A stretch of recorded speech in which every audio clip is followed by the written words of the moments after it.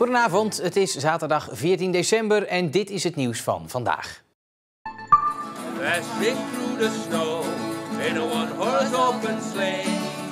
Over the fields we go, laughing all the way. Ha ha ha! Bells on. Het is de tijd van de kerstmarkten en dit weekend is het in Veere te doen.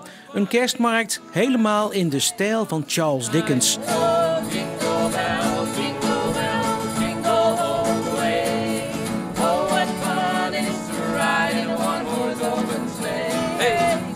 Wat maakt dat Charles Dickens en Veere zo goed bij elkaar passen?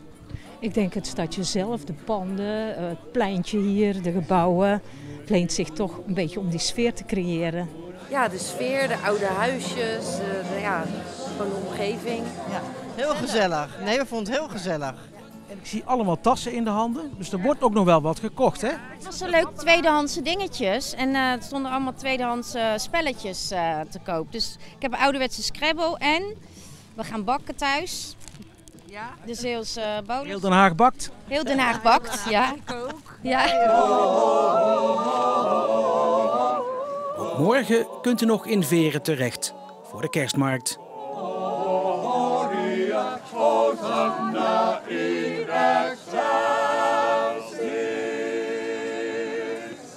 Merry Christmas, everybody! Merry Christmas! De e-sigaret. Het apparaatje is populair, maar niet helemaal zonder gevaar. In Amerika zijn dit jaar al zo'n 50 mensen overleden na het gebruik van de elektronische sigaret.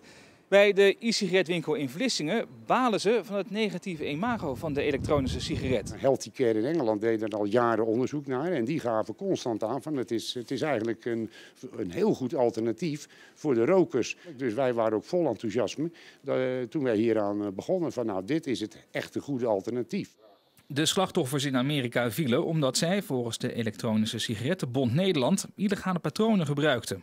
Toch waarschuwt in Nederland het RIVM tegen langdurig en structureel gebruik van e-sigaretten. Natuurlijk, helemaal niks is nog beter. Maar als ik door Rotterdam heen loop en ik hap al de lucht van de auto's in, krijg ik meer slecht spul binnen dan van heel de e-sigaret.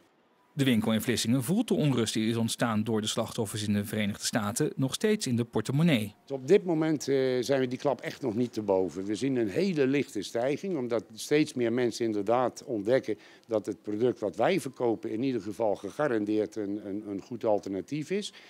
In tegenstelling uiteraard tot alle illegaal gemaakte producten. Maar ik ben bang dat het nog wel even zal duren voor zich dat weer helemaal herstelt en het publiek echt doordrongen is van dit feit.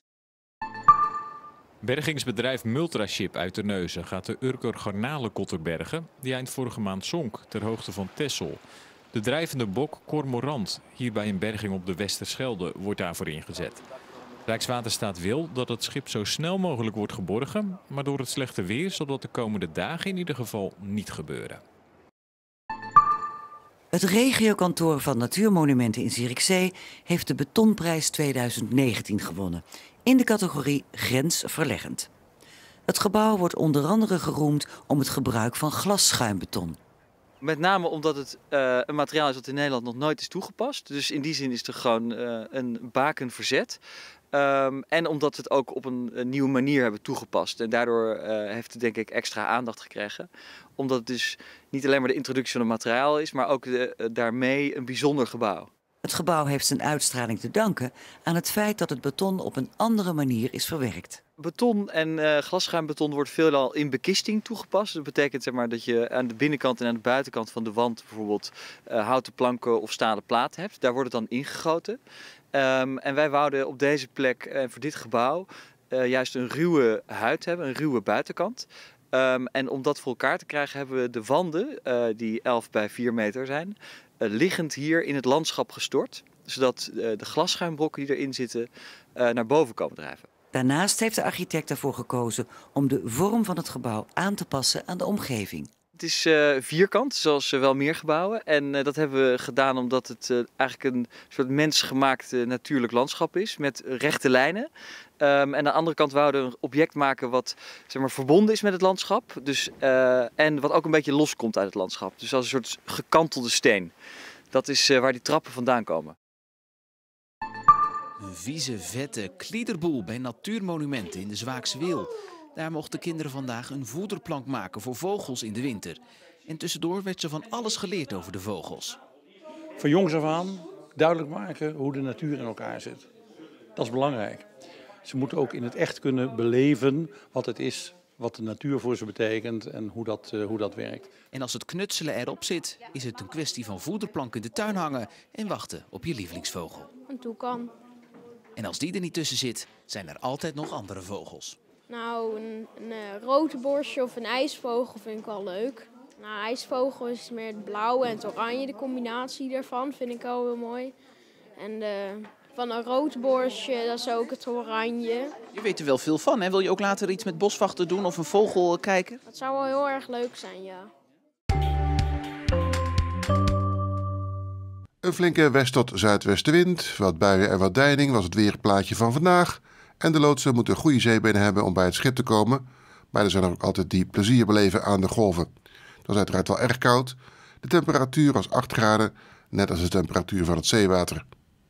Maar op de kerstmarkt ging het op zich nog wel, al hadden ze daar ook wel last van de windvlagen. En ook morgen waait het goed door, al zal dat iets minder zijn dan vandaag. Vanavond staat er nog windkracht 4 tot 7 uit het zuidwesten.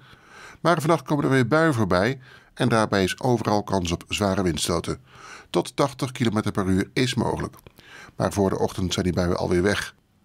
Morgen is er regelmatig wat zon met opklaringen. Wellicht valt een lokale bui.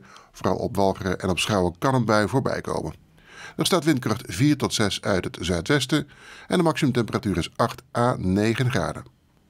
Volgende week wordt het kalmer. Meestal is er dan windkracht 3 tot 5 en de wind draait bij naar het zuiden. Maandag is er wellicht later wat regen en dinsdag is er kans op een paar buien. Daarna lijken er een paar overwegend droge dagen aan te komen.